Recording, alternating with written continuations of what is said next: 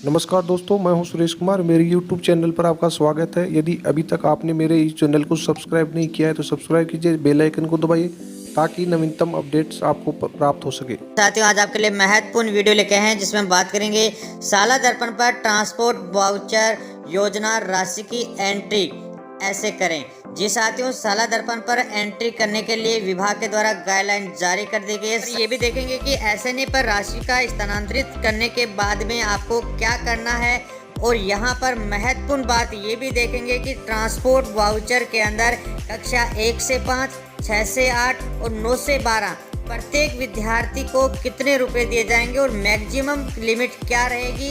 साथ ही इनकी उपस्थिति की जो काउंटिंग है, उपस्थिति कहां से कब तक ली जाएगी। देखेंगे, राजस्थान स्कूल शिक्षा परिषद के द्वारा एक आदेश जारी किया गया है 3 फरवरी 2023 को आज ही जारी किया गया है। इसका विषय आप देख सकते हैं यहाँ पर, ट्रांसपोर्ट वाउचर योजना की राशि की साला दर्पण पोर्टल पर प्रविष्टि के क्रम में दिशा निर्देश की पालना। यहाँ पर ये महत्वपूर्ण आदेश ये कह रहा है कि आपके लिए बजट 2022-23 की स्वीकृति के लिए ट्रांसपोर्ट वाउचर योजना की राशि से राज्य के समस्त विद्यालयों के अंदर आप यहाँ पर देखें कि पात्र चयनित विद्यार्थियों को लाभान्वित किया जाना है।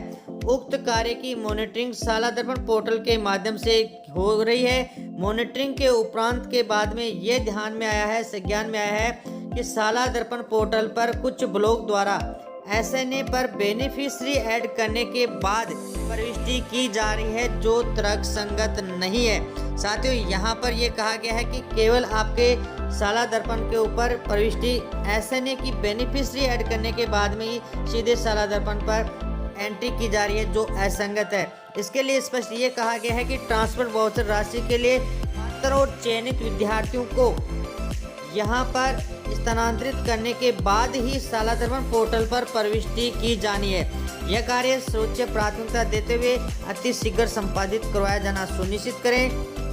इस संबंध में गलत डेटा फीड करने पर आपके विरुद्ध नियमानुसार अनुशासनात्मक कार्रवाई भी की जाएगी। तो यहाँ पर ये देख लें कि विद्यार्थियों की राशि यदि उनके ट्रांसपोर्ट वाउचर की राशि स्थानांतरण करने के बाद साला दर्पण पोर्टल पर प्रविष्टि करनी। इसके लिए यदि हम बात करें तो आप यहाँ पर देख सकते हैं कि सबसे पहले आप साला दर्पण को ओपन कर लें। साला दर्पण को जैसे ओपन करते हैं तो इसके होम पेज पे इस प्रकार का इंटरफेस आता है जहाँ पर हमें योजनाओं का जो टैब दिखाई दे रहा है इस पर आपको क्लिक करना होगा।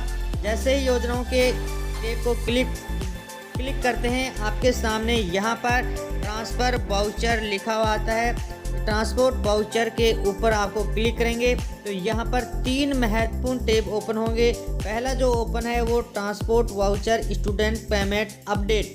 दूसरा यहाँ पर दिया गया है ट्रांसपोर्ट वाउचर योजना विद्यार्थी चिन्हीकरण कक्षा 1 से 8 और 9 से 12। तो हमें यहाँ पर मुख्य रूप से ट्रांसपोर्ट वाउचर के स्टूडेंट के पेमेंट को साला दर्पण पर अपडेट करना है। तो पहले ही ऑप्शन के ऊपर आपको यहाँ पर क्लिक करना होगा। जैसे हम इस ऑप्शन पर क्लिक करते हैं आपके सामने इस प्रकार का इंटरफेस आता है जिसमें ट्रांसपोर्ट वाउचर हेतु चिन्हित विद्यार्थी 70/2022-23 जिनका पेमेंट हो चुका है। साथियों, आदेश में भी ये लिखा है कि इसको फीड करने से पहले इनका पेमेंट करना है। एसएनए के अंदर भुगतान पात्र अभ्यर्थियों के खाते के अंदर स्थानांतरण होने के बाद आपको साला दर्पण पे यहाँ पर एंट्री करनी है। जो पेमेंट हो चुका है उस क्लास का यहाँ पे कक्षा का चयन करें और सबमिट कर दें। 1 से लेकर 12 तक की कक्षाएं ओपन होंगी। जैसे मैं यहाँ पर कक्षा 5 का चयन करता हूँ, कक्षा का चयन करके सबमिट करते हैं तो कक्षा के नीचे यहाँ पर आप देखेंगे स्टूडेंट के नाम, father's name, gender, SR number, कक्षा और डिस्टेंस। इन विद्यार्थियों की पात्रता होने का कारण यहाँ पे डिस्टेंस दी गई है। और सामने आप देख सकते हैं कि अभी तक स्थानांतरण राशि का साला दर्पण पर यहाँ पर फीडिंग अपडेशन नहीं हुआ है तो यहाँ पर ब्लैंक आएगा। आपको ये करना होगा। यहाँ पर 2 दिया गया है। पहला दिया गया है payment half yearly first. HY first का मतलब ये है कि अप टू 31 दिसंबर 2022। साथियों, 1 अप्रैल 2022 से लेकर आपको 31 मार्च 2023 पूरे वित्तीय वर्ष को 2 भागों में बांटा गया है। पहला जो हाफ ईयरली लिया गया है वो 1 अप्रैल 2022 से 31 दिसंबर 2022 तक लिया गया है और इसी के आपके यहाँ पर ओपन हो रहा है, जिसे आपको राशि प्रत्येक विद्यार्थी के सामने उनकी उपस्थिति के गुणा करके आपको यहाँ पर फीड करनी है। दूसरा जो हाफ है अभी ओपन नहीं हो रहा है, इसी को आपको करना है। ये अभी फिलहाल ओपन नहीं हो रहा है तो इसको अभी नहीं करना है, फर्स्ट हाफ ईयरली को ही यहाँ पर करना है। तो प्रत्येक स्टूडेंट के सामने उनकी उपस्थिति के मल्टीप्लाई करके अब कौन सी कक्षा में कितने रुपए मल्टीप्लाई होंगे और उनकी उपस्थिति के क्या मैक्सिमम लिमिट है उसकी भी हम बात करेंगे। जैसे ही आपकी यहाँ पर उपस्थिति के अनुसार हो जाएगी तो आप देखेंगे कि उपस्थिति की गणना वित्तीय वर्ष 1 अप्रैल 2022 से 31 मार्च 2023 तक आपको यहाँ पर कैलकुलेशन करना है। कुल जो कार्य दिवस हैं उपस्थित वो 234 हैं।